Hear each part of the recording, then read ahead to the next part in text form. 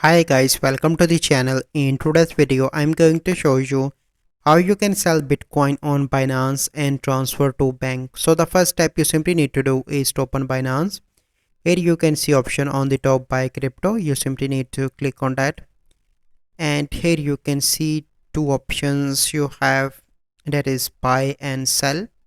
So from here you need to buy and you need to pay with card, and the other one is sell. So you simply need to click on sell and you need to sell your Bitcoin, and after that the amount you want to receive, you simply need to select dollars, and then this amount will be received into your card or into your bank account that you attach with the Binance.